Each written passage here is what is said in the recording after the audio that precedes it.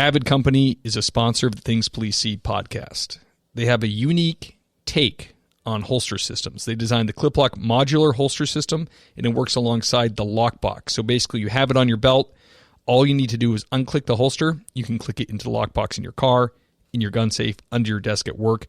You can order the clip-lock holster either inside the waistband or outside the waistband. Currently, all the clip-lock holsters work with the lockbox. It's made in the USA, only the finest materials, and a portion of all the profits go to supporting service members, veterans, law enforcement, and very important to me, this podcast. So guys, go check them out, avidcompany.com. That's AVID company.com.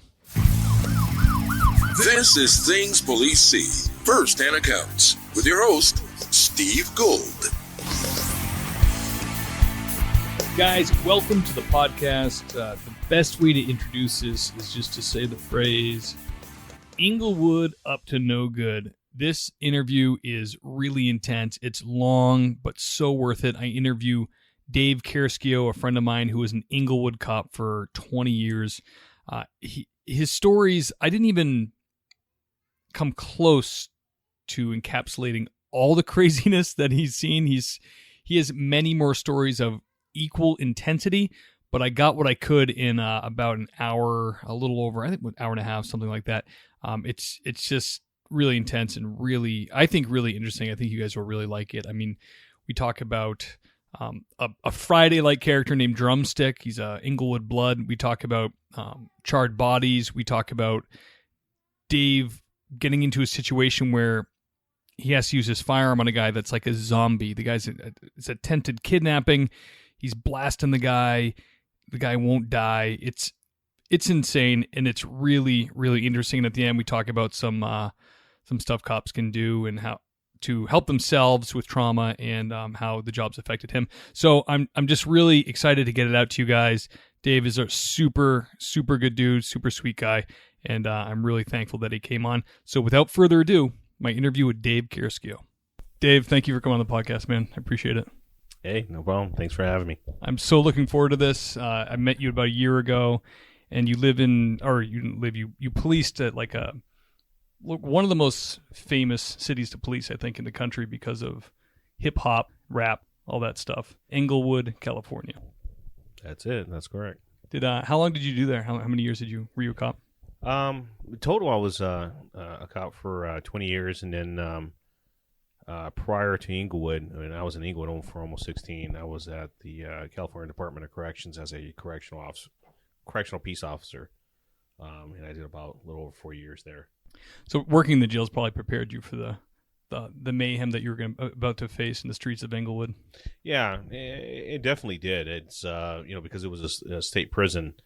Things were ran differently than like the county jail, and these guys actually lived a population of about 5,000 inside these huge concrete walls and fences, and they function as society does, school, work, things like that. So it was like policing a small city of about 5,000 that were all criminals, murderers, killers, and what have you. So yeah, it was pretty chaotic at times, but it was quite a good experience. How good did it feel to graduate, as it were, from being a prison guard to like becoming a real cop? Well, the funny thing was, going through an academy for the state corrections, presented pretty much the acceptance of, dealing with domestic violence issues and the not having to do like the code 3 runs and driving a vehicle, with your hair on fire. What's a code 3? A code 3 is, a high priority call, Okay. An emergency call. Will require lights and sirens and, special authorization by law that allows you to drive in such a manner. But the prison was a prison. You had domestic violence issues, believe it or not, male on male. That's his woman, and somebody else was, looking at him the wrong way, and then they go back to their dorm and they hash it out. So he had issues like that were domesticated, and then he had issues with, dealing with drug trafficking and attempt murders, stabbings. Obviously you didn't have any shootings for the most part, but everything else pretty much existed as crime was concerned, and documentation and writing it and handling was done pretty much the same. So it laid a good foundation for dealing with a very volatile, very hostile environment. But it was a great sensation to be able to be free, so to speak, and to be outside of the walls where I don't have to constantly look, left and right, over my shoulder. Yeah, all the time. I mean, in a lot of ways, it's like you're in prison. When you go on your shift, you're in there with them. I mean, I'm sure you can't walk around with your. I don't know if they were doing cell phones back when you were a prison guard, but nowadays I know you can't have your phone on. You can't be looking at your phone. You can't be making calls. You can't really do anything. Yeah, one, we didn't have the access to having cell phones back then. Two, they were like these big old like little suitcases, right? So right. It was going to make it really obvious, right? But yeah, I mean, to now the standards are you're not supposed to bring in your own personal cell phones for obvious reasons. They can utilize them to, make phone calls and conduct criminal activity. So, Dave, can you take us to you as a young officer in Inglewood Police Department, the first hot call you ever responded to, like the first call that ever really got your adrenaline going? I guess first week on the job. It was like going through orientation. It was like about 2 weeks of use of force training and department policy and procedures as far as driving and responding to calls and things like that. So that took about 2 weeks, in our orientation. And then the very first week on the job, it was expected that because of the area that you're going to get probably into something pretty deep, foot pursuit, a fight, handle a shooting, a homicide, or actually getting into a shooting yourself. So the very first week on my first shift with my field training officer, and, it was nighttime. It had to be around 8, 9 o'clock at night. It was in the summertime, and sure enough, the help call comes out, and you hear the officers on the radio saying that they were in a pursuit, and they had, just, responded to 8th Ave and 84th Street, and they were involved in an officer-involved shooting. So my field training officer, he's driving, like a bat out of hell. We get to the location, and sure enough, we were just down the street, and there's, so you can smell it and you can taste it, the gunpowder. Yeah. And it's still in the air, and it's like, whoa, this is real. And sure enough, you had the two officers that were involved in the shooting. They had one subject that was inside of a parked vehicle inside the driveway of a residence at gunpoint and giving them commands. So we start setting up a perimeter. We start setting up, closing off certain things. And my partner at the time, which was my field training officer, advised me, okay, you stay here with the, at this corner right here, and go ahead and don't let anybody come in. So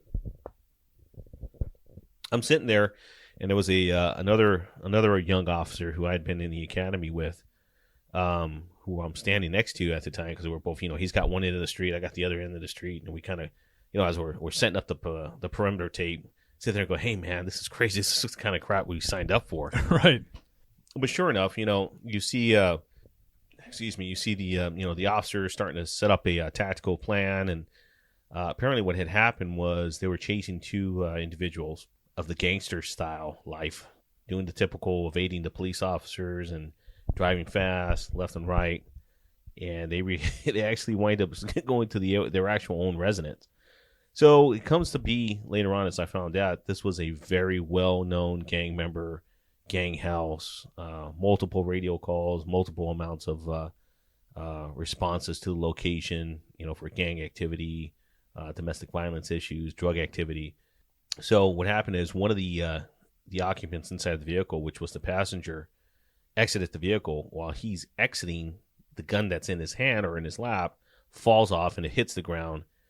In the attempt to recover the gun, he gets obviously shot at, ducks, hits over the fence, and he's gone. Well, is this his own house? This is well, no. The person's house was the actual driver who was inside the vehicle. Okay. So the officers actually shot, and some of the rounds actually hit the car, and it was understood at the time that the driver, who was later identified as one of the who lives at the actual residence thought he had been shot. So for officer safety, instead of pursuing, the other suspect who had just hopped over the fence, which was only like about 5 feet away, they needed to clear the vehicle first. They start giving him verbal commands. He's not responding, so they thought they had a possible, been shot and possibly either dead or on its way to becoming dead. So that's when everybody else responds. We formulate a team. I'm sitting on the outside perimeter. They go in. They check him out. Sure enough, the guy's sitting there just playing possum. He hasn't been shot. I mean, nothing's been happening. They're hitting him, and trying to wake him up. Come to find out, he hadn't been shot. He hadn't been grazed, nothing.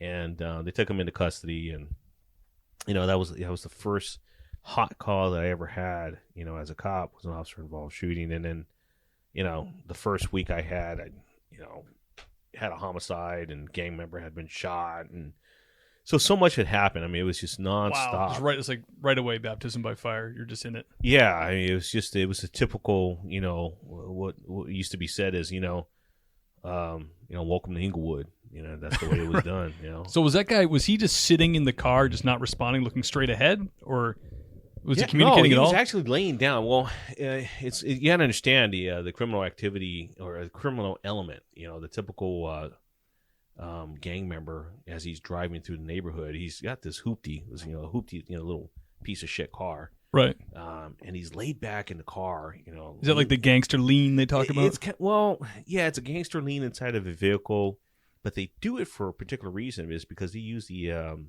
the door jamb, for protection for their head, and they lean back, so that they're not as easy of a target if they're being shot at by a rival gang member. Wow, it's like a tactical way to operate their vehicle. These guys have tactics. They have tactics. You got to give them credit. They're sitting there. Wow. They're trying to maintain. They try to stay alive. So they'll use the vehicle as as a barrier between them and rounds coming down range. That's fascinating. Wow. All right, can you add some levity here? Can you remember a humorous call that you went to, something that was kind of funny or a situation that was funny? There was always, stuff that was happening from time to time that was funny. Was it like the movie Friday, like every day except for the murders and stuff? Yeah, it was. I mean, to not put, you got to understand, Inglewood's a very dynamic city, and it's and what it's comprised of. It's not just, everyone thinks, it's a bunch of blacks that live there or Hispanics that live there. There's every single race that lives there. There's white, there's Asian, there's black, Hispanic. I met some white hipsters that lived there. I was like, what? They're like, yeah, we live in Inglewood. I'm like, yeah, really? Okay. Yeah, it's and then the city itself, when you talk about being violent, it's violent because at the time when I used to work gangs, the statistics were, and this was in the early 2000s, that out of 120,000 citizens in the city, about 20,000 were registered gang members. Oh my gosh. So you're looking at, I don't know, what would be the percentage there? Is it like about 12% of your population are known documented gang members? And then there was another saying that it was all roads lead to Inglewood, which is very true because at the end of Inglewood, it's the mouth on Century Boulevard. It's the entry to LAX, one of the most busiest airports in the world. Right. And so it drew so many different people. And at any given day, we would have over 1 million people in the city because of the airport. I remember when my family and I were taking a flight last fall, and I called you and I was like, hey, can we eat here? You're like, no. Can we go over here? You're like, no. You're like, why don't you eat in the airport, Steve? Because, you're on Google and everything looks great, But oh, yeah. You might even have some like Yelp reviews that are like, yeah, it's a good place to eat. Just don't eat there, past, sunset or something like that. Right. But, and the funny thing is that, the community, they grow accustomed to it. They're used to, it's like bizarre, and I'm going to go back to, answering your question, but they're so immune to it. They will walk over a dead body like it's nobody's business. Or, somebody's been shot and killed down the street. They don't really care. They need to get from one point to the other, because seeing somebody shot in the street is like, That's not going to slow them down. They got stuff to do. well, no, exactly. But it's like it's typical. It's typical. Obviously things have changed. Like in general, in the greater Los Angeles area, where crime has decreased tremendously in Los Angeles County over the years. But at the time, statistically speaking, we had gone through a lot of there was an increase in violent crimes, not just homicides.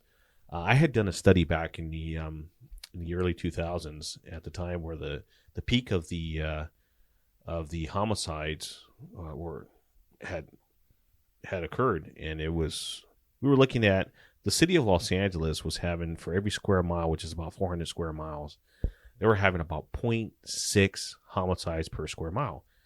The city of Inglewood, being just over 10 square miles, was having about 3.5 homicides per square mile. Wow. So the tendency of the violence was a lot greater in a smaller city than it was in this big city of Los Angeles. Sure. So it was a very violent city to live in, robberies and shootings and everything. But anyways, going back to, your question. It doesn't sound like anything fun happened.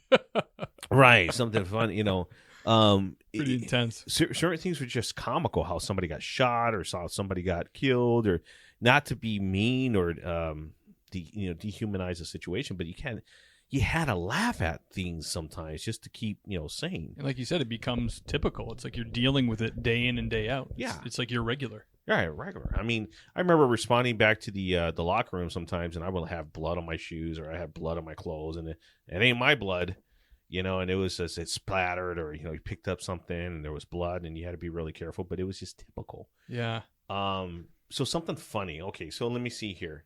Had quite a few funny stuff happen, but one that I remember. Okay, so my partner and I were pretty young cops, so we had like 2 years on the job.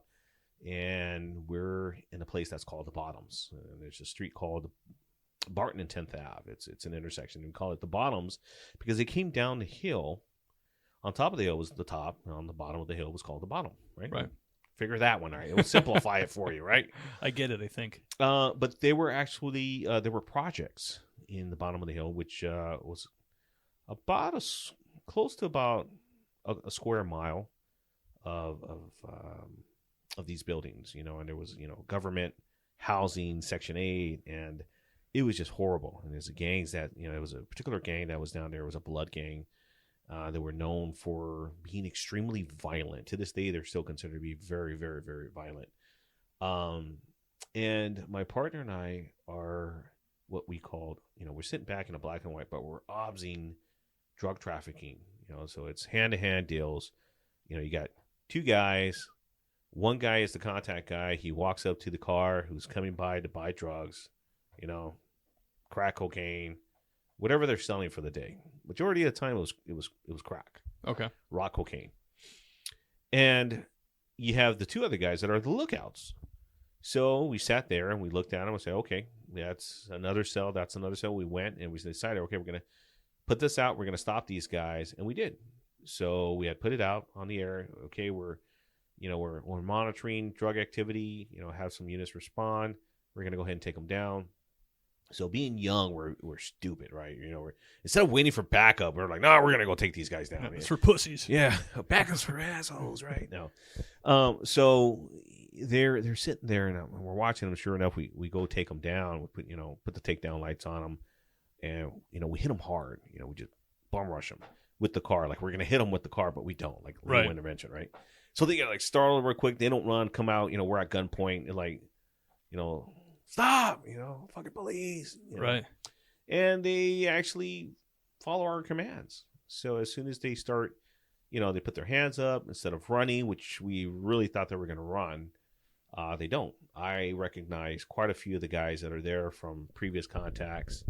Like two guys were on parole, active parole, and another guy was on probation. So those were violations alone as it were. They shouldn't be hanging out with one another, much less selling drugs, right? Sure. So as we're calling out the commands, we ask for what's called a 1033, which is emergency traffic only. We got three at gunpoint. We need additional units to respond so we can take them into custody. The crime was obviously drug sales. So as this is going down, maybe about 30 seconds go by to my left-hand side. I was a driver to my left-hand side. In between the projects and the buildings, all of a sudden, shots are fired. And shots are being fired right at us. So we're actually being ambushed now. Rounds are coming down range, and when they hear, when you say you can hear the rounds whizzing by you. Yeah. And it's exactly what I'm listening to. It's zoom, zoom, zoom, zoom, and I come back and I take cover, get on the other side of the vehicle, and my partner starts putting out the information, does a great job of putting that out. I said, I got the shooters. You go ahead and watch the suspects in the front. So even though it was only 2 of us, now we got 3 here, and I could see the shooters, which wind up being 2. There were 2 male blacks shooting right at us. And by the time we come back and recover to shoot back, you see the suspects, and they're running northbound up on Crenshaw Boulevard towards Century. So we're kind of between a rock and a hard place here, because now we got these guys that are shooting at us, and then we got these 3 guys that most likely will probably have a gun. Well, in the midst of the whole shooting, apparently, these guys take an opportunity. Instead of running, they dump. So they get rid of their stuff, whatever they had. So if they did have a gun, it wasn't on them. These guys were obviously either laid back. Those are the guys that were protecting them, in case there was needed to be a shooting. These guys were going to go and take care of business for them. Well, they did. They did their job, right? So as that's happening, units start responding. I put out description of the suspect. Long story short, units start flooding the area, and they can't find the suspects. They probably just dipped into one of the other, it was a abandoned building or something. They got away. So it was like, well, Dave, why didn't you shoot back? Well, you got to understand that my backdrop was Crenshaw Boulevard, which is probably one of the busiest streets in Los Angeles County. So for me to shoot at them, let's say if I miss, and my backdrop is, okay, here comes a nice family coming from church Sunday night, as they're driving through, one of the stray bullets, hits the kid in the back of the head, or hits him on the side of the head. So not a good thing. It's, your backdrop's not, it's not safe. So we wind up taking these guys into custody. As we're taking them into custody, there's a little bit of resistance. Next thing you know, they're getting their asses beat. Yeah, you just don't resist. Right. Look, just put the handcuffs on. You're going to be okay. We're going to take you to jail. Do what we got to do. So they start resisting. So, they get tuned up, as it used to be said. Little pain compliance. A little pain compliance. Some of the more senior guys, whose names I won't mention, responded to the location, and it's just, they start going to town, because these guys were known. They were violent criminals. We knew who they were. They had been, guys had been in prison for attempt murder. We're not dealing with some nice guys here. Right. So they wind up putting them into custody, and we didn't have anything else. We didn't find the guns. We didn't find no drugs. Obviously, they ditched them when they started shooting at us. And we really didn't have anything other than the fact that these guys had, been smoking weed, and they had been drinking alcohol. So what do you got?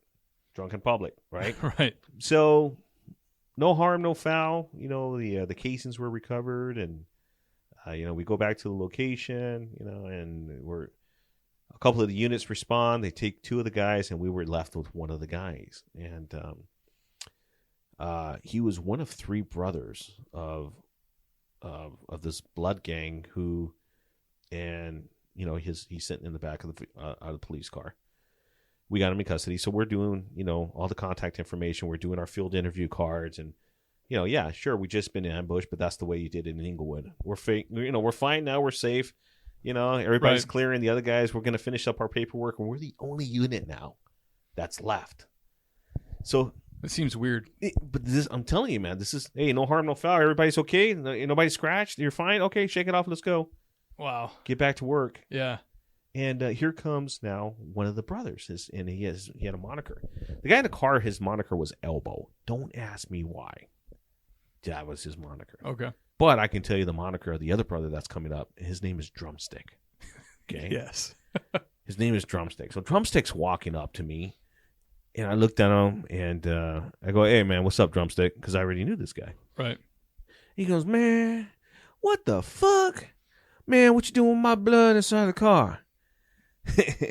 Now look, hey, drumstick, man, you got to go. This ain't about you. Right. You got to go. Man, but you got my blood inside the car. And it was literally his blood brother. And we knew this, you know. So I'm trying to tell him, I go, look, dude, not a good time. Go. Right.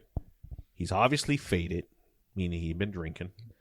So he was drunk, but functional drunk, you know, able to walk, able, you know, to manage. He was still in control of his faculties, I guess you could say.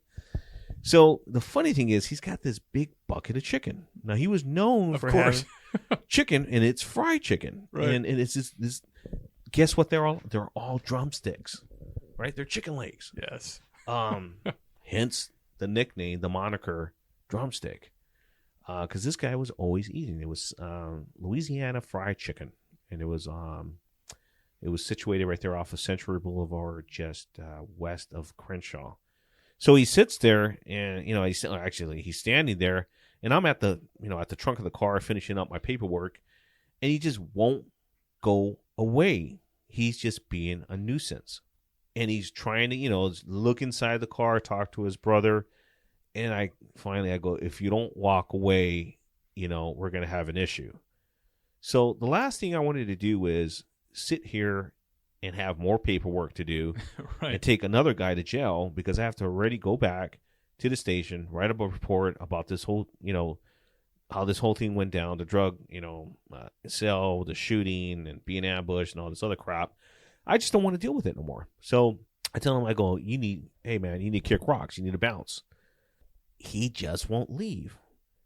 So I literally got upset. Like, you know, it's like, why won't this guy, you know, he's just leave me alone. Just leave. You know, just leave. Yeah.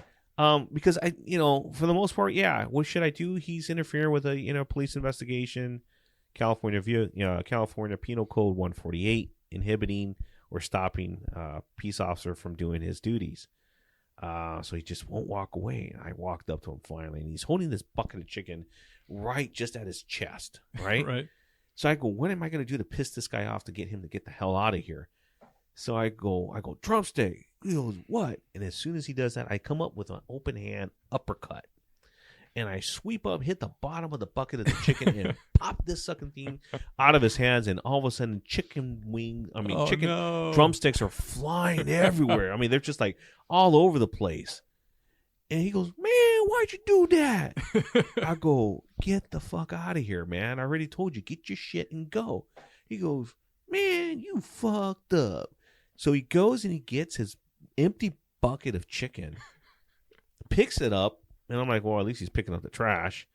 Instead of just walking away, he gets on his hands and knees, and he starts picking up every single drumstick and putting it back in the bucket. I go, damn, I didn't expect him to pick up and clean up that good, but what the hell? He's doing it, right? Yeah.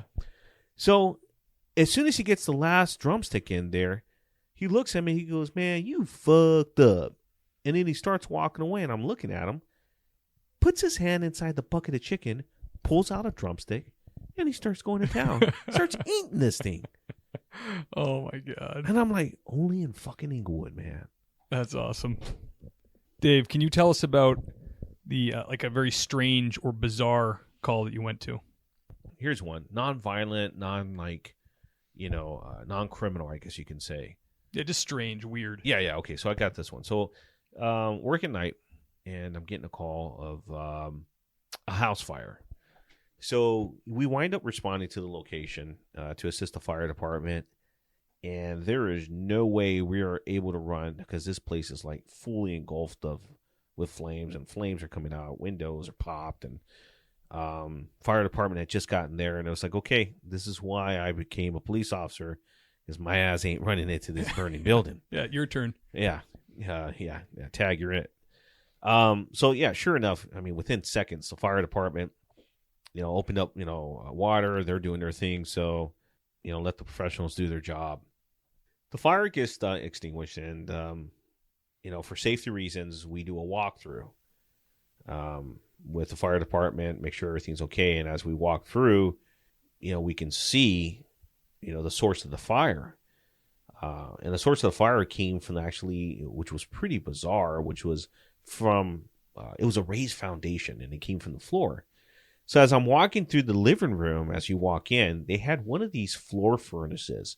I'm not sure if you're familiar, but a lot of the raised foundation houses here in California, the older houses, I would say predated like 1940s. Like an old steam radiator, or? No, it's actually, it's kind of like an old steam radiator in a sense, but it's not exposed. It's actually underneath in the raised foundation. Oh, okay. So there's like a vent, so to speak, and it's a duct, and then the hot air comes through. Okay.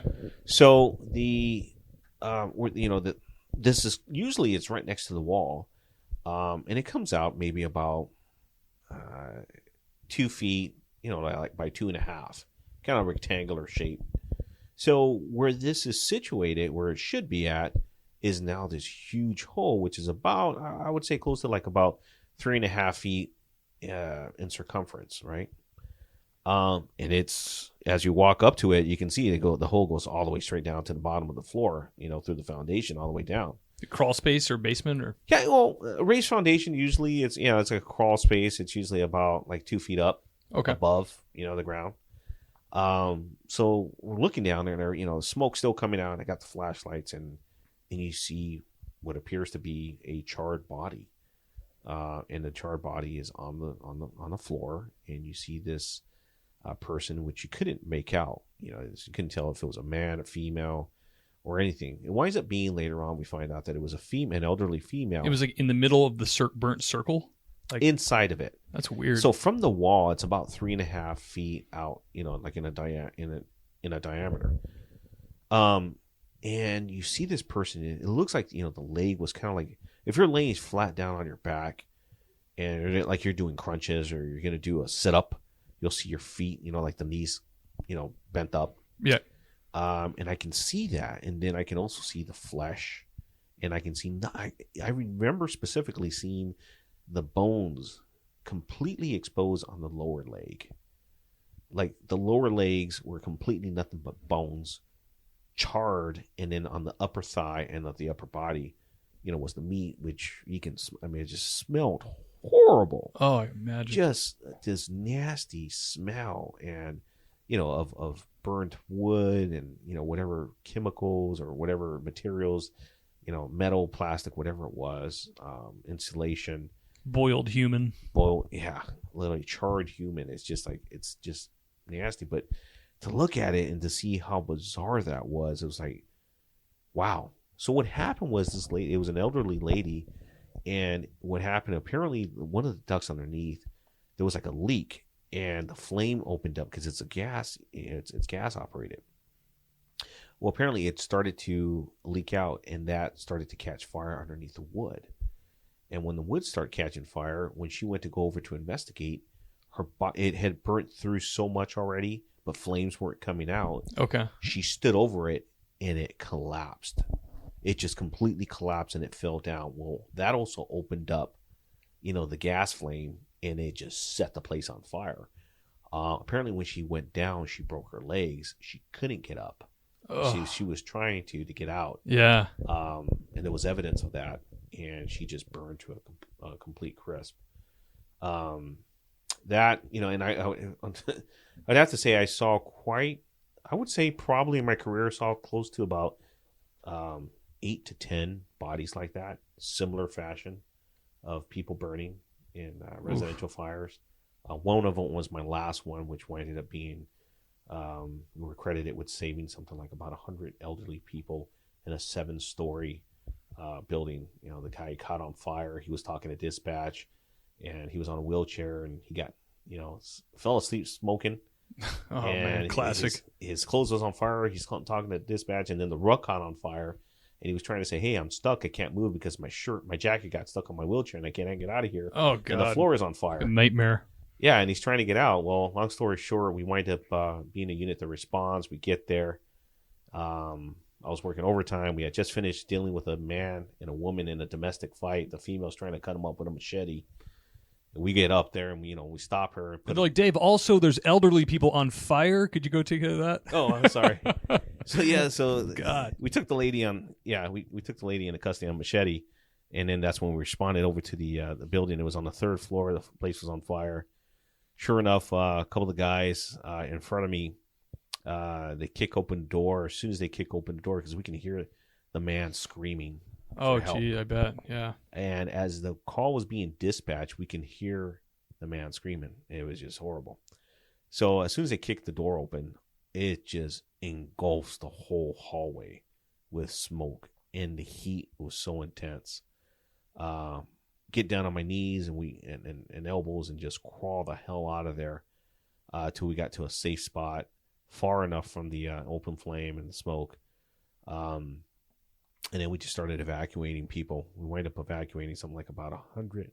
They said they credit us with saving about 100 lives. We're literally lifting up elderly people, carrying them out of the building to get them out of harm's way. And it was about 12 of us on the team that wind up later on. We wind up getting awarded a Medal of Valor for our multiple attempts of going back and forth of rescuing these elderly people, because they said it engulfed the flames and the smoke engulfed so much that the people that were in the neighboring units would have been affected by the wow, smoke. That's incredible. Oh, my goodness. So, yeah, it was pretty intense. And then to see the body afterwards come back, he was another guy that was here again, bones exposed, crispy critter.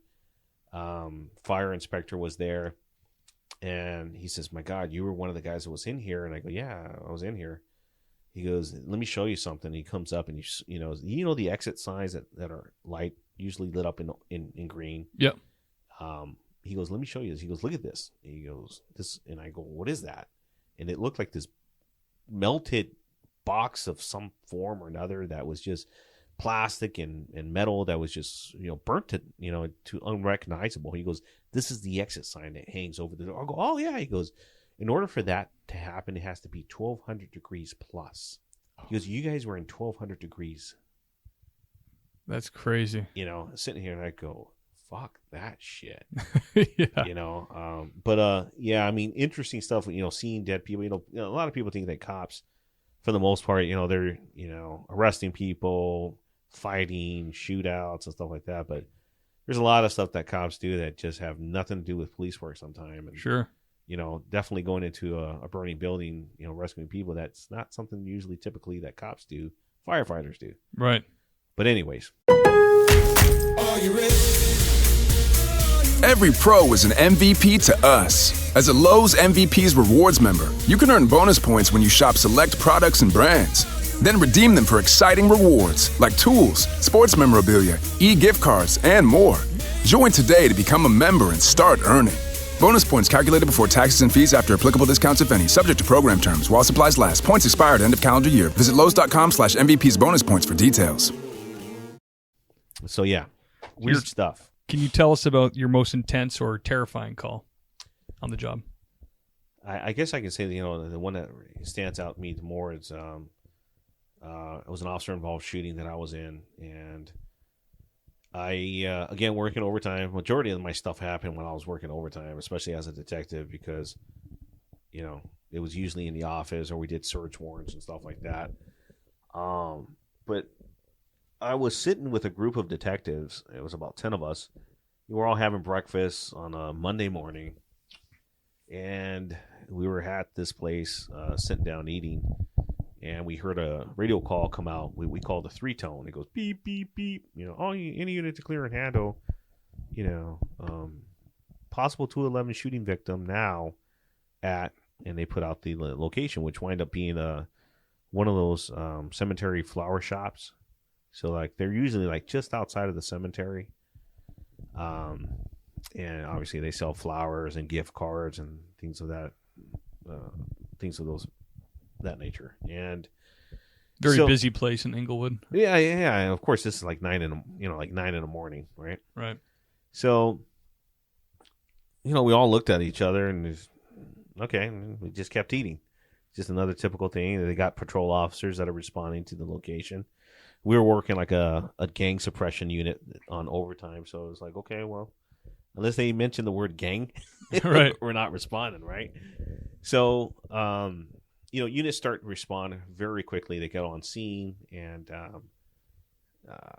somebody puts out, information regarding suspect information. That there was a shooting victim, and it was a robbery. It was basically a botched robbery. Suspect had, used a gun, shot at the owner or the store manager, and taken the money and left the location in the direction of travel. Male black, driving a Saturn SUV, rusted color, and going down Manchester Boulevard westbound. So we're okay. Well, somebody will catch him. It's like, hey, or he's in the wind. As we continue to eat, within 3 minutes or so, another call goes out of another robbery taking place at the Radio Shack, matching the identical suspect criteria. He's on a roll. He's on a roll. At that time, I looked at one of the guys who was working the robbery desk, and I looked at him and I go, hey, Gabe, I think this is your guy that you've been looking for. And he had been looking for a guy who was a serial robber, and he was looking at him for like about 25 robberies that he had done like in a week span. Exact same description of this guy. I'm like, dude, that's got to be your guy. So we just pretty much had finished our breakfast and go, let's go catch this guy. So we all get into our cars, and some of us are driving black and white. Some of us are, driving in detective cars, a plain wrap. And we start responding to the location, and we say, hey, we go on a sub-tactical channel. We go, hey, I'm going to respond here. I'm going to respond here. I'm going to respond here. So these guys already say, hey, they're going to go respond to where the shooting took place, and they're going to go respond to the Radio Shack. So sub-tactical channel is just not the main police frequency you guys are communicating on. Right. So we can hear the main channel, but then we go off. So it might be like on your handheld, and then the car radio stays on the main channel. Right. So you can hear what's going on. And so we start responding. I tell my partner, because he's driving, I go, hey, man, Louis, why don't you try Manchester and Inglewood Avenue? I guarantee you this guy, something telling me that this guy might have gone over to a 7-Eleven, because he's heading down that direction, right? And he's heading in the direction towards LAX airport. And there's the 405 freeway there, which is one of the major freeways. And, if you're going to get out of town and you want to do your robberies, you jump on the freeway and get the hell out.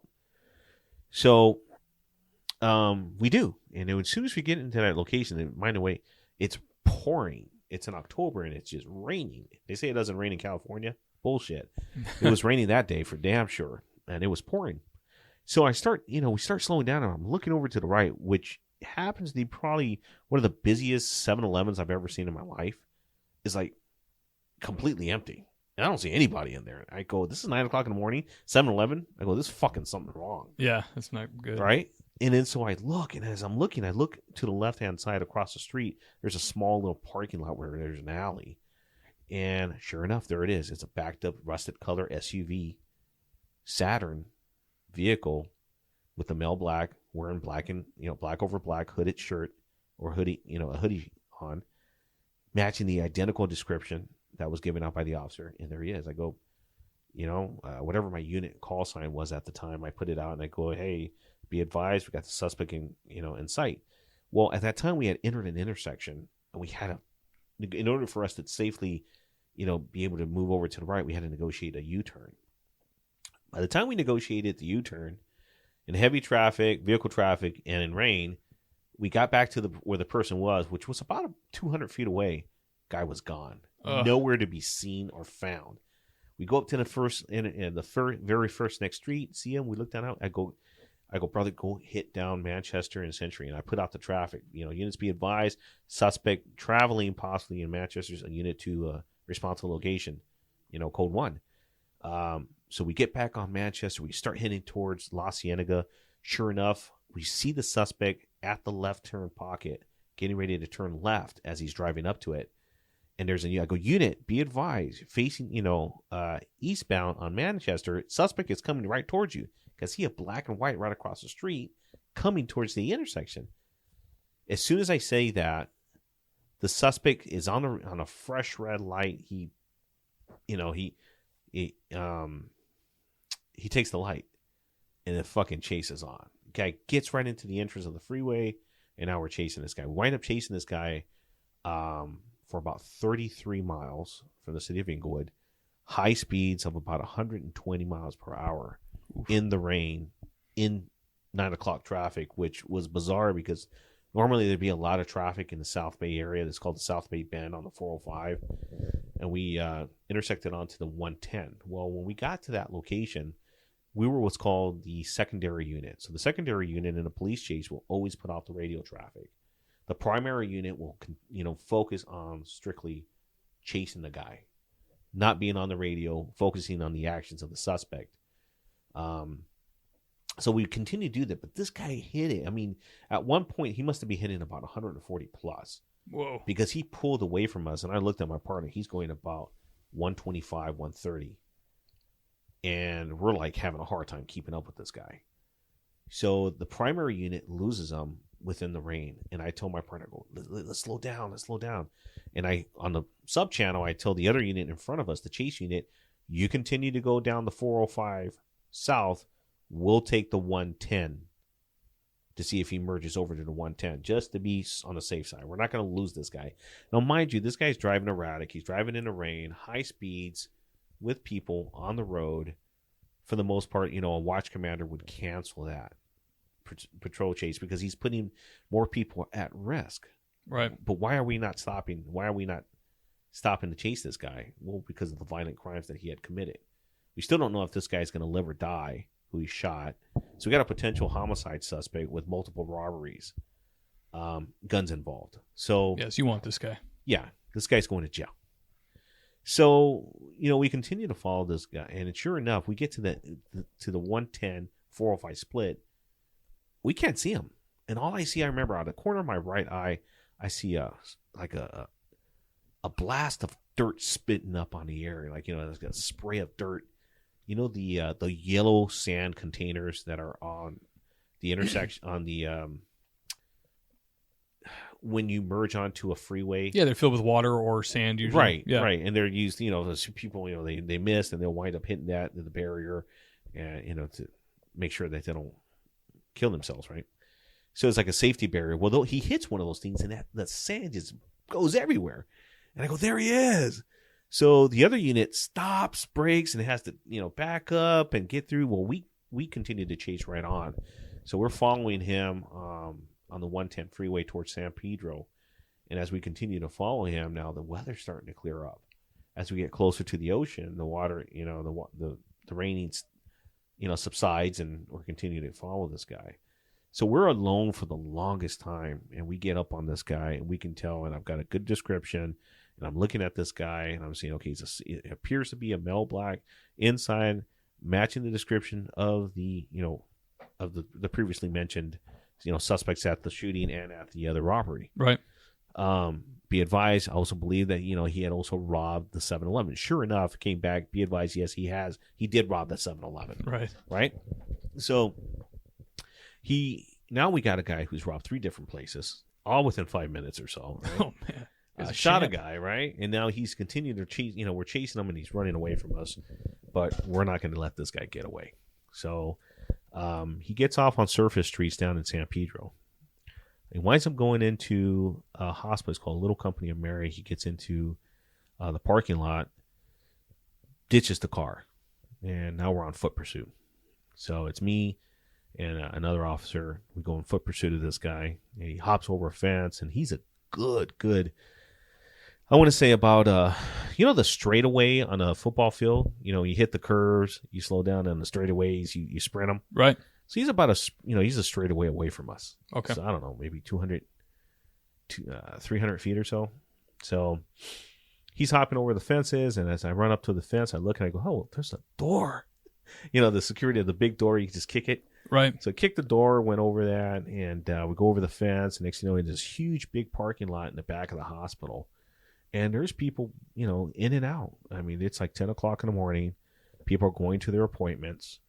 And as we get towards the outside of the perimeter of the parking lot, we see him come up to one individual. It's a female white lady who all of a sudden, you can see her. She's like frantic. She's got her hands up. And, he's facing away from us, so I can't see where his hands are at. Right. And the whole time I'm yelling now at this point, I go, police, get inside, because I see a whole bunch of people. And I'm flanking them towards the left-hand side, and the other officer is like directly behind him, and we're yelling police. Well, he looks back and sees us, and again, we're about 200 feet away from him. So he ditches her, sees another lady who's trying to get into her car, and she successfully does. She has a bassinet, or not a bassinet, but the baby basket. Well, the first lady, going back to the first lady, she was actually like 8 months pregnant. Is this like near the reception area of the hospital? Or No. This is in the parking lot of the hospital. Okay. At the back end of it. So the hospital's to the left, and this parking lot's directly right in front, so you can see it's just it's like a sea of cars. Like if you go to the mall. Right. Okay. You know, so it's not near the entrance. No. Okay. It's like, exactly. So the mall's to the left, and then all of a sudden, the parking lot's there, and these guys filtering through the parking lot. Just looking for a target. I need to get into a car. I need to get out of here. So he tries to attempt carjack two ladies, one pregnant, one with a child. The second lady is able to get in her car, and she locks herself in. And this guy's banging, to come to find out later, he's banging the pistol on the window trying to get in. And she just, covers her head. She gets, ducks down. She's like, no, don't do nothing to me. Well, at that time, a vehicle starts to back up, and it's occupied by an elderly female black in her 70s, and then a younger male black who was in the mid 40s winds up being her son. And this guy was there for a hospital appointment, and kid or the man suffered from cerebral palsy, right? So he couldn't move, and he was stuck inside the car for the most part. Couldn't do anything.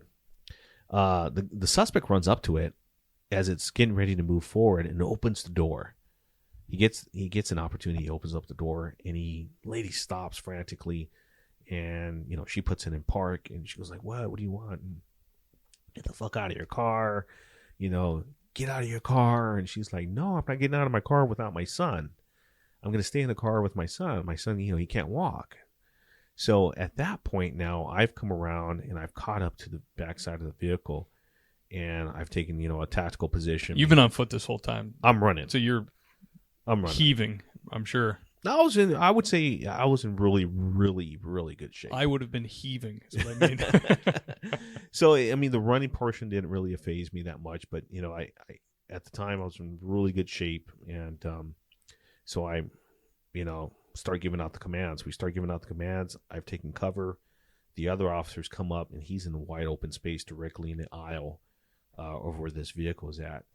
And as soon as he's, "Police, put your hands up," guy turns around, and officer involved shooting ensues. So exchange gunfire between the suspect and the other officer.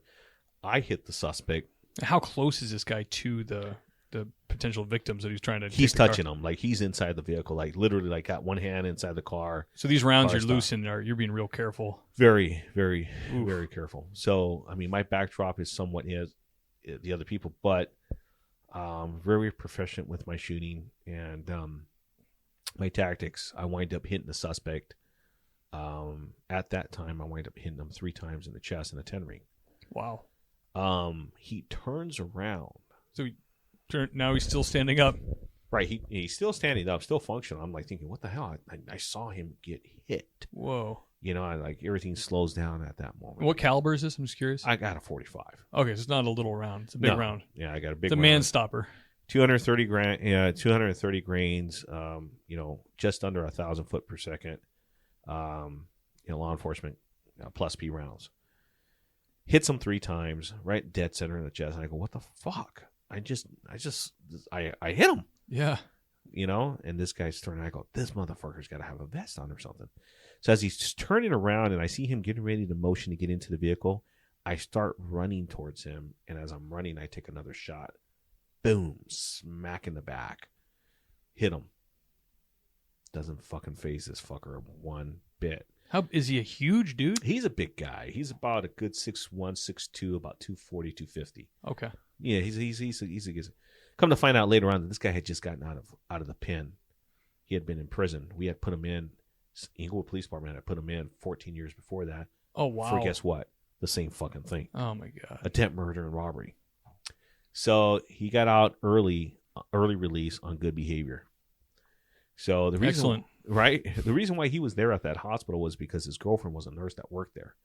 And he had borrowed her vehicle and taken off and say, "Hey, babe, I got to go find some work." You got a nurse that's a girlfriend, the money they make, and you screwed that up? Hey. What is he doing? He was looking for work, he said. And he was putting in work. He was putting in quality work. Yeah. So he winds up being inside this, this car. So you hit him in the back, and he still gets in the car. He still gets in the back. I hit him in the back. He still gets in the front seat of the car. Now he's in the driver's side, and at this point now he's trying to manipulate the vehicle to move. But what I can see is now the elderly lady has gone from the back seat back in towards the front seat, and she's in the fight of her life to get him out of the car, because she's not leaving without her son. Sure. Now, when I come up, I run up to to where the door jam is at.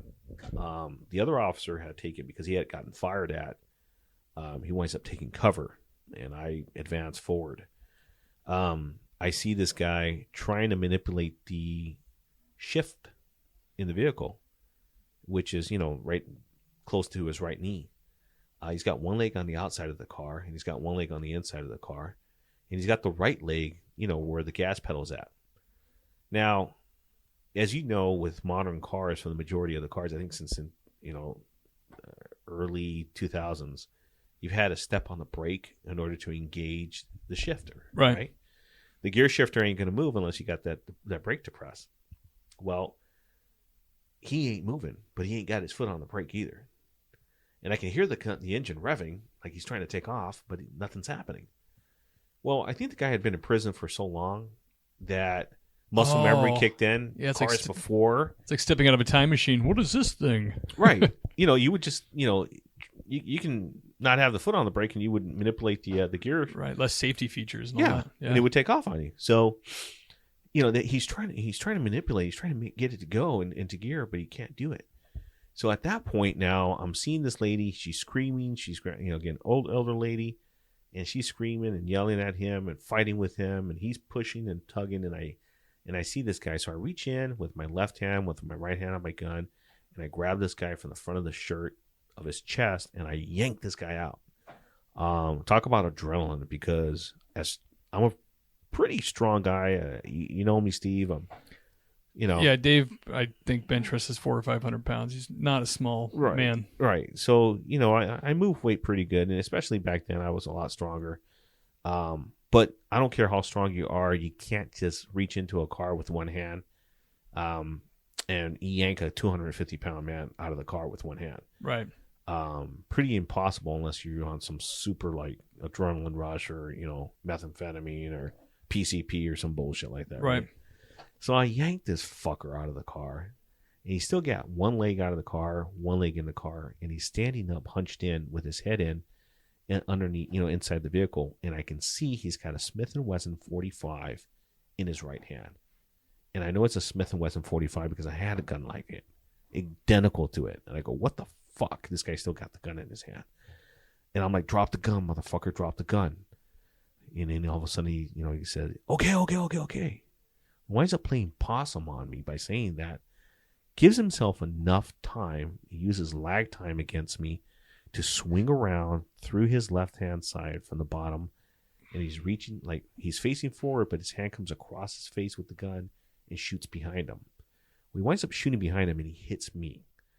The round that he shoots, winds up shooting off 2 rounds. The first round, as I see him moving, I'm moving back. Imagine the Matrix. Remember the movie The Matrix? Oh, yeah. Keanu Reeves, right? I do like the Matrix move in slow motion, and I'm leaning back as far. Exactly. Yeah. Everything's super slow motion, and it's no, right? So I lean back, and I'm like, fuck, I'm gonna get fucked up, man. This motherfucker's gonna kill me. And as I lean back, I feel like somebody just hit me with a fucking sledgehammer in my face. And the rounds go off, and as he's doing that, I still have him held, and I go, fuck this. And I had it, the pistol's in a cannon position in my right hand. Your elbow's in your side. Tucked into my ribs. It's a tactical position that most law enforcement agencies do at close quarter combat. Right. And I just start pumping off fucking rounds right into his fucking back. Rounds go into his fucking back. About the 4th round, his body goes limp. Instead of turning left, he turns right. He drops. He looks at me. His eyes roll back, and I go, I've seen that shit before. I know what the fuck that means. This fucker's gone. Right. And he hits the ground. When he hits the ground, And instead of falling on his back, he falls. His body rotates back, and he fucking falls face down with his hands underneath his waistband, right? I go, what the fuck? And I see his gun is on the right on the floor. This guy won't cooperate even in death. In death, right? It's like, motherfucker, your hands been on your back. So, he's on the ground now. He's facing down. So I got to beat on this motherfucker. I still got my pistol pointed right in his fucking head. At this point, I go, I'm going to give him the fucking coup de grace. This motherfucker comes up. I'm fighting a fucking zombie. Is right. The way I'm looking at it. Yeah. Right? I've already hit him 3 times in the chest, one directly in the back, and I just pumped another one. The guy, is he playing possum with me again? God. So as I do this, I hear this very distinctive sound, like out of the side of my ears, and it's like, what the fuck? And like it's coming straight out of my ear, and it's like, I don't know if you can hear that, but it sounds something like that. And I go, what the fuck? And I had heard that sound before, many years before, when I was chasing some robbery suspects out of a dry cleaner who just committed a dry clean. I ops them running out of the store, and I chased this guy. Long story short, he goes into an alley, goes underneath a car, and he's hiding from me, but I heard him stuffing money inside the wheel well of this fucking car, like he's going to come back and get it, right? Right. So I remember that sound exactly the same, and it took me back to that moment for like a fraction of a second. Wow. And it takes me back, and I can visualize everything I just told you. That went through my head while I got this guy at gunpoint. Right. And I remember, I go, oh, that's fucking money. And it was money that had fallen off of his person onto the floor, and the wind was blowing it. And it was wind blowing. And like, Steve, I'm not sure if you've been in a shooting or not, or in a intense situation. I've not been in a shooting, no. But, or some type of intense situation where you're everything. You're hyper vigilant. Very much so. It sounded like it was just like I was an ant, and his money was moving next to me, and I can just hear everything. Like, what the fuck? I can hear the wind rustling. The money just flying everywhere. You could pick it up like it was right outside your ear. Exactly. And it's like, what the fuck? And then so I look down, and I see the .45 pistol that he had on the ground.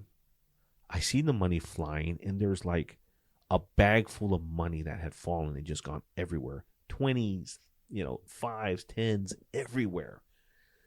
And I look to the side of my eye, and I look, and I see clumps of blood that were on the door jamb where I originally had shot this guy.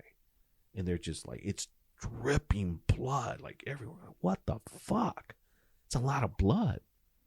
Well, going back to the suspect, when I got him gunpoint, 2 other officers came up. I go, be careful. I think this fucker's got a vest on. Because there's no way I could shoot him that many times, and him just fucking still trying to get into the car, right, drive away, have the presence of mind to say, okay, don't, and have the fucking presence of mind to be able to turn around and shoot at me, hit me, which, by the way, that first round that he shot off, it grazed me, and it fucking hit the tip of my nose. Wow. The concussion was so great. From coming out of the muzzle. The muzzle blast, I thought I had gotten hit, and I thought I was missing my teeth. I thought I was because everything felt so fucking numb. Yeah. So I tell my partner after he hooks him, he handcuffs this guy. And, typical. We don't give a fuck if he's a fucking zombie as far as I'm concerned. At least he can break through some handcuffs. We'll shoot you some more. We'll get a shotgun now, right? Excuse me. So he, I told my partner, I go, Gabe, check me out. I think I'm fucking shot, bro. He goes, where? He goes, fuck, dude, you got a bunch of blood all over your face. He goes, fuck. I go, well, just check me out, man. Just make sure I'm all right. So he does. He goes, nah, dude. He goes, you got, a cut on your nose. He goes, other than that, you seem okay. And I'm like, he literally like lift up my shirt, runs his fingers through my vest and underneath my vest. Because you're so hopped up, you wouldn't even know. Right. He wants to make sure that I got hit. And I'm like, okay. So, when I look back at the whole situation, I'm like, fuck. Why would he have so much blood on the door jamb? Well, what happened was the first couple of rounds that I told you I hit him with, he was clinically dead. The fucking rounds ruptured his heart. So the blood that was on the door jamb was like thick fucking blood that was pumping out of his chest.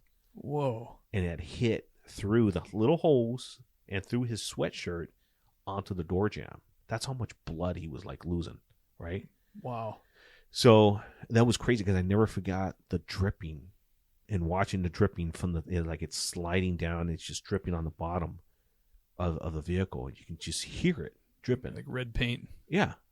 And, to come to find out this guy didn't have a fucking vest on.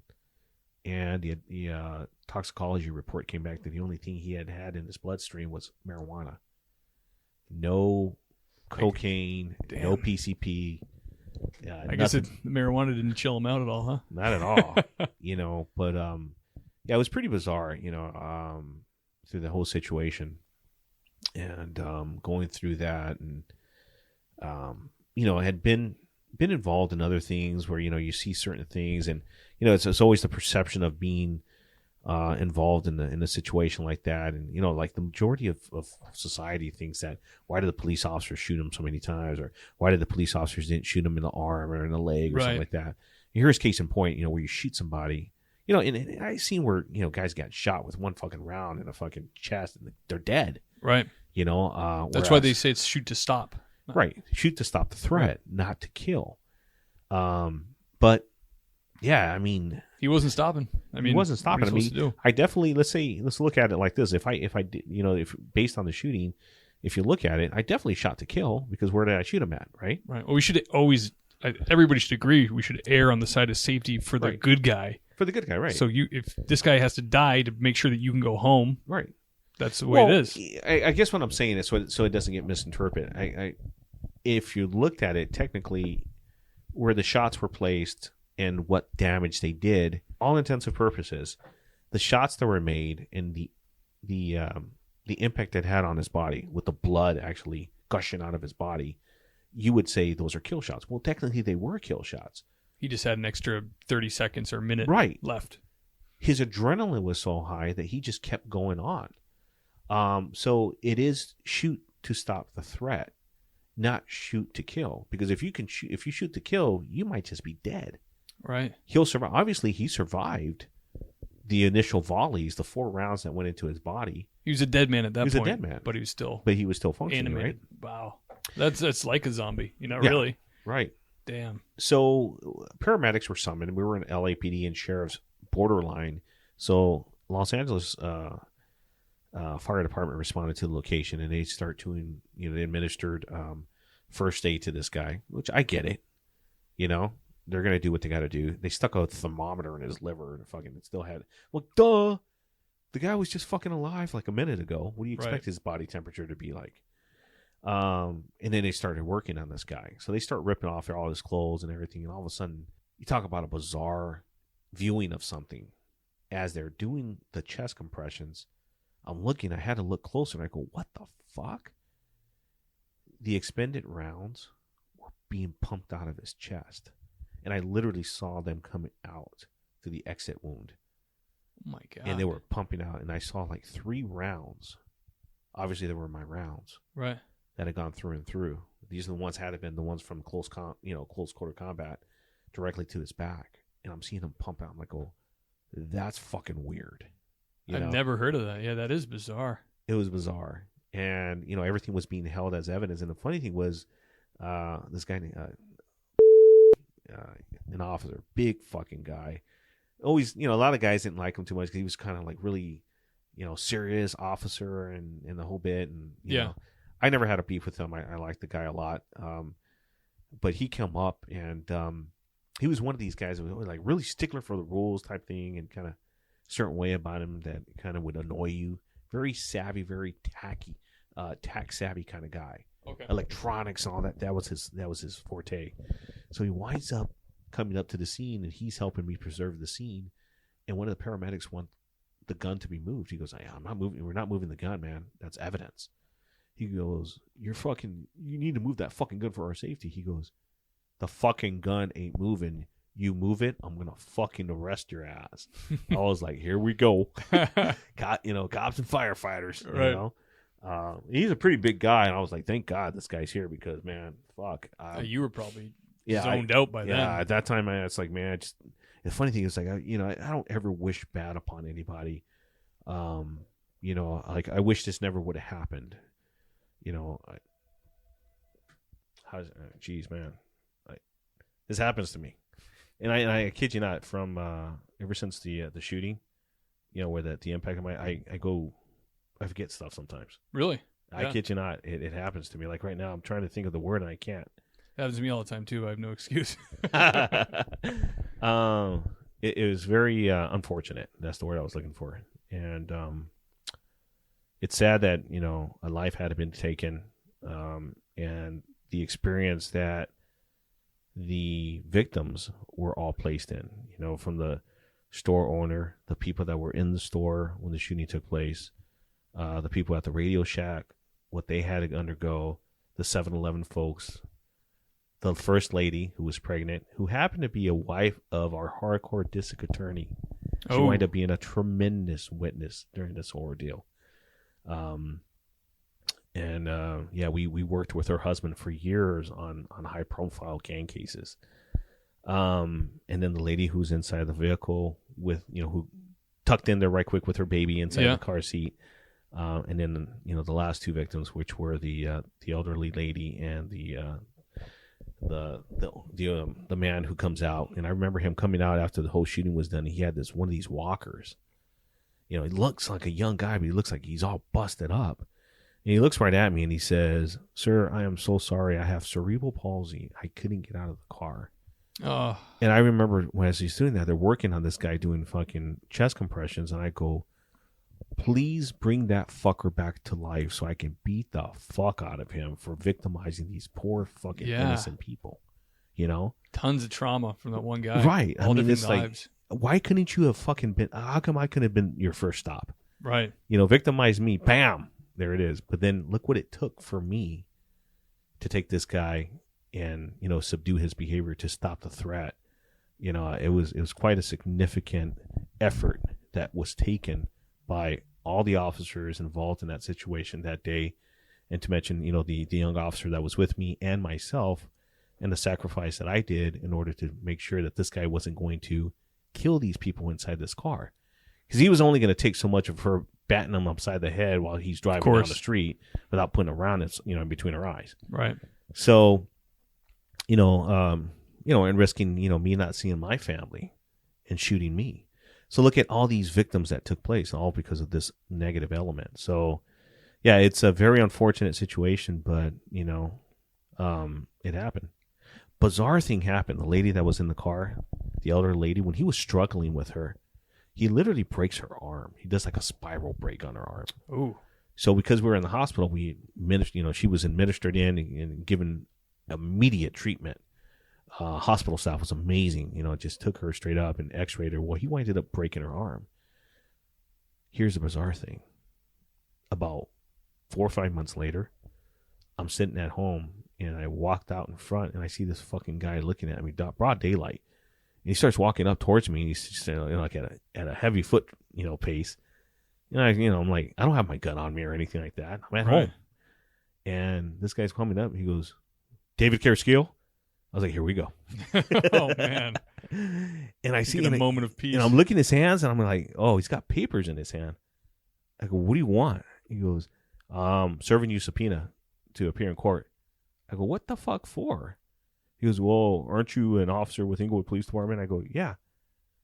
I go, what gives? And he's like, "Well, this is about some lady that's saying that you shot her in the arm." I go, "What? What the fuck are you talking about?" So I start looking at it and I recognize the name and I recognize the case and I recognize everything. And the guy's, he winds up being pretty cool kid, not kid, but he was a man.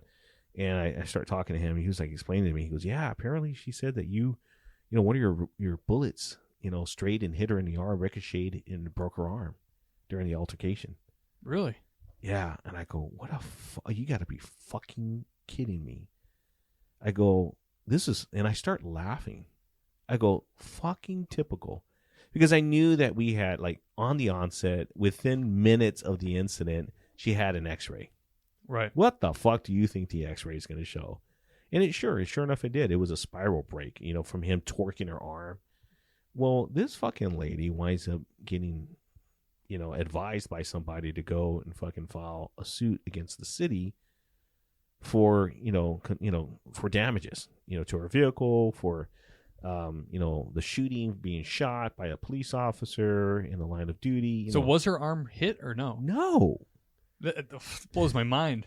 But where she got caught, she had put an insurance claim and got paid.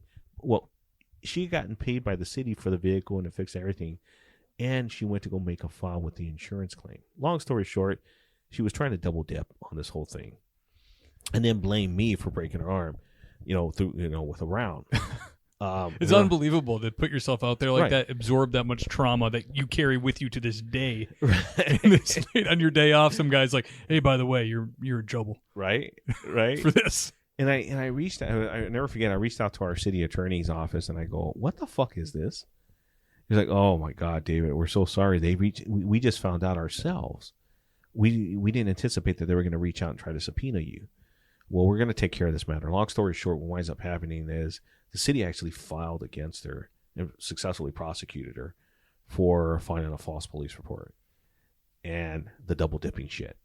Wow. So, they're going to go with your insurance company, or you're going to go with, with the city, and the city had already taken care of the problem. And now she's trying to make these false claims that, and then it was all backed. All my rounds were accounted for inside the suspect, for the exception of the ones that leaked out after the compressions. Again, that was bizarre. But, it's the funny thing is, we're sitting here talking about it, and it's not every day that you hear an officer go through something like this. It's not very typical. But the sad thing is, a lot of officers have gone through stuff like this, or they've been in a position where they were almost in a situation. I'm sure at your time as a police officer, many of the situations that you were involved in, you stopped the actions of the suspects because of your training, your ability to read situations, and your drive to continue. You stood your ground, and things worked out to the better. Right. Of everybody, for everybody. Somebody went to jail, oh well. Someone went to prison, oh well. But nobody got killed that day, or nobody got hurt that day, or nobody was scarred for the rest of their life as a victim, as this guy had done. But I guess it doesn't stop the actions of a lot of police officers, and what they do and the trauma that they endure. I had a lot of suspects that I had arrested during the course of the years where, they were pistol pointed, had a gun to the back of their head, and I go, "I will fucking kill you if you fucking move. Not I will shoot you, I will fucking kill you. I will blow your fucking head off if you move." And why do you do that? Because For they simple had reason, because it works, right? Well, it worked, and it was their the language. only language they understood. Right. And two, because I saw the butt of the gun as their hand was on it. Right. A lot of officers would have just said, "Just shoot him." I'm like, I can't. Because you know what? They'll, when I talk to them a certain way, they listen to me. And they put their hands up, handcuffed them, got the gun. Yeah. Was I taking a chance? Well, you know what? I think that's why we all signed up. Knowing that we had to take chances. Absolutely. But we always had to do the right thing. Integrity was big. Integrity has always been big for me. In that. You got to be able to sleep at night. Exactly. And that's exactly was my thing. At the end of the day, do we still have nightmares as cops? I think we all do. Some of us have some real horrible dreams, I still have dreams about, the shooting, whether it's like, pulling a gun. I think every cop's had something similar to this where, you're in a situation and all of a sudden you pull out your gun, all of a sudden you squeeze the trigger and the gun won't fire. Right. Or, the bullet drops right outside of the muzzle, and it's like all sorts of weird shit. Or the rounds hit the suspect and the suspect's like laughing at you or some shit like that. Cement feet, you can't move. Yeah.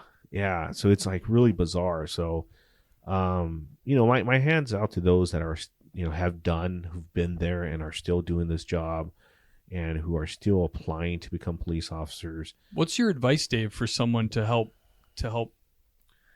keep that trauma from affecting you too much? You know what I mean?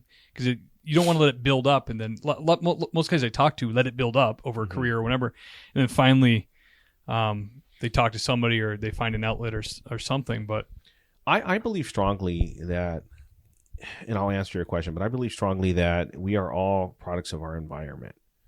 And whether, you had a long career where you didn't do much or you didn't have a lot of major incidents, there was always that one thing that was in the back of your mind is like, this could be the last day I live. Right.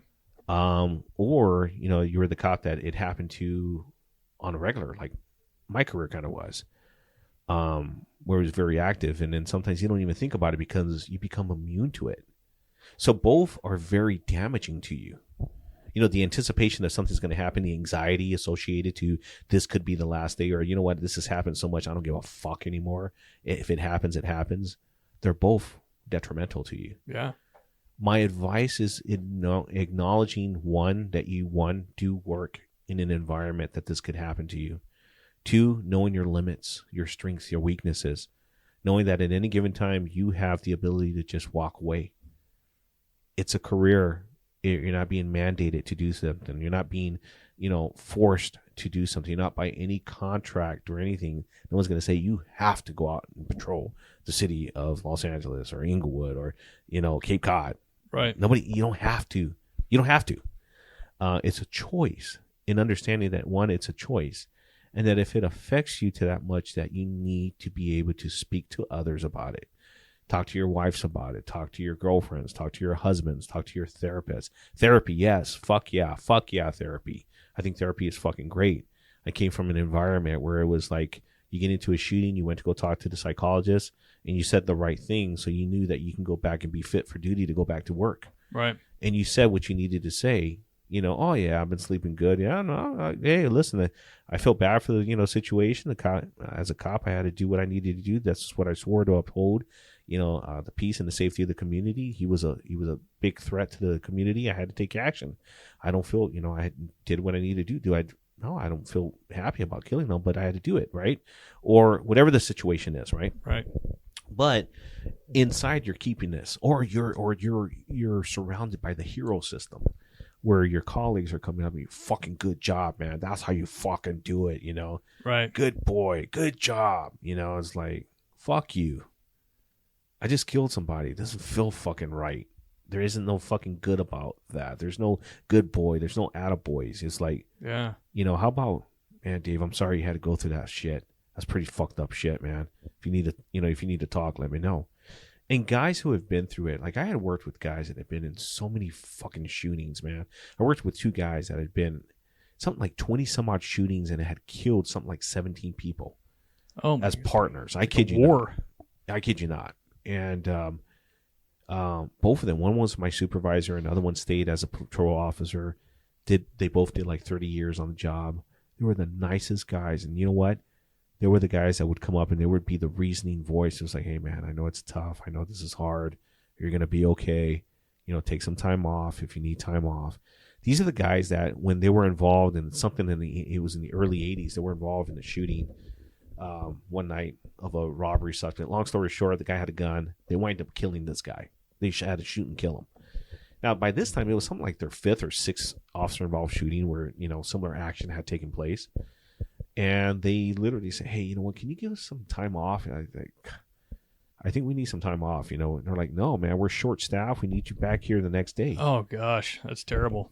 So the very next day, they go back to work as partners, and something very similar happened. Next thing you know, they fucking shoot and kill another guy the very next day. Wow. At that point, they finally said, yeah, okay, you want you boys take some time off. So, you know, I can guarantee you that's not the first time that's ever happened. Maybe it is, maybe it isn't. But, I mean, similar behavior has been known through history of police work, military. My advice to other people is to understand your limitations, understand your strengths, understand your weaknesses. Don't ever be ashamed to have to speak to somebody. If it doesn't feel right, it's probably because it isn't right. Or maybe it's the lack of understanding, you know, your lack of knowledge of understanding what your emotions are. Like I realized I had post-traumatic stress. And it wasn't just from one particular incident. It's just from a career of incidents. You and I have talked about various incidents and things that you yourself have been involved in. To this day, when you talk about them, you can tell. Yeah. Your body behavior. It's like, you know, seeing somebody ripped up and shredded up or dead in a bizarre, horrific way. I don't care how you put it. It's horrible. It's just horrible. I like get all teary-eyed now when I'm driving down the street and I see a little squirrel that got ran over. You know, it's like, oh, poor little squirrel. Right. You didn't do nothing to nobody, little guy. You know, and it's like, it's weird. Now you imagine doing that to a human.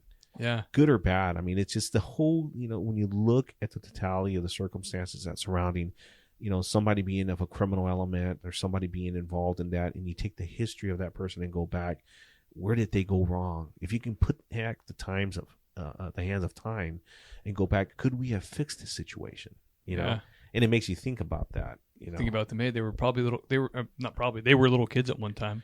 Exactly. They were like everybody else. They were playing hide and seek. They were probably playing cops and robbers, cowboys and Indians, whatever the case was. You know, they're human beings. There's somebody's daughter. There's somebody's son. There's somebody's parent. You know. Yeah. There was a YouTube video after this guy that got involved in the shooting with, and it was like 2 years later. Somebody called me up and go, "Hey man, you should check out this link." So they send me the link, and I go, okay. And I had no clue what it was about. So I started watching it, and it wound up being he had three boys, and they were talking about his dad. And they didn't accuse the police department of killing them. They didn't say nothing. And they even one of them even admit, yeah, my dad said he did some bad things, but we want everybody to know my dad was a good man. We loved him. He loved us. And I'm like, this is a fucked up video for me to watch right now. Yeah. You know, and it wasn't that they meant anything negative or wrong about it. They just want to remember the goodness of their dad. Even if it was small. Yeah. You know, or maybe it was the greatest part of him. But the sad thing is his bad part of him overwhelmed his good parts. Yeah. You know, they took over, you know, at that particular moment, you know, so yeah, it's not something that's easy to talk about sometimes. It's not something that's easy to deal with, but I would recommend therapy, talking to a professional, talking to people who have actually been involved in situations. Everybody I know, and I've talked to somebody myself, and you always feel better. Oh, yeah. You always feel better. Because sometimes you think you're the only one. Right. And when you realize you're not the only one that's gone through this, it makes you feel better. It's like, okay, I'm not by myself here. Absolutely. You know, feeling bad, feeling guilty, feeling shameful. Like, you know, I come from a very strong religious background, and, you know, and my parents were both ministers, and it was like throughout my whole childhood, it was thou shalt not kill, you know, one of the 10 commandments. And sure, you know, it's like, you know, it's in your head. It's like, what the fuck, man, this ain't cool, you know. And then you realize it's like, well, you know, there's I wish I could quote it right now, but it's in Romans in the Bible, you know, not to get biblical or religious here, but it does talk about, you know, basically saying like law enforcement having to do their job. Yeah. And, you know, for the, you know, it's the safety of community and to, you know, to do the right thing. So, you know, it's just a broader understanding of what happens. So I can only say, you know, seek assistance, you know, if somebody, and it doesn't have to be a shooting. It could be a fucking accident. Sure. You know, it could be somebody who commits suicide right in front of you and jumped off a building, and, you know, when they hit the ground, you know, the blood splat all over you, you know, and horrible things happen in this world. Right. And it's not normal. And it's sad when you're so exposed to so many of those things and it becomes like second nature, or it's normal. Yeah, that is. You know, it's like, you know, and I know that I went through a career of doing that. Like, you know, like seeing cops laugh over the body of a dead person. It's not like because they're laughing at the body or the situation. It's that they have to. They're coping. They're coping. They have to kind of alienate themselves from that horrible situation. Because if I sit there and I cry about this, or if I see this kid, you know, get ran over, you're not going to last. Right. Yeah. You know, 5 minutes, much less 30 years. So yeah, that's my advice. Hey man, I really appreciate you coming on, Dave. That was some good stuff. All right, man. Well, listen, I hope it, you know, your channel, I really appreciate and thank you for the work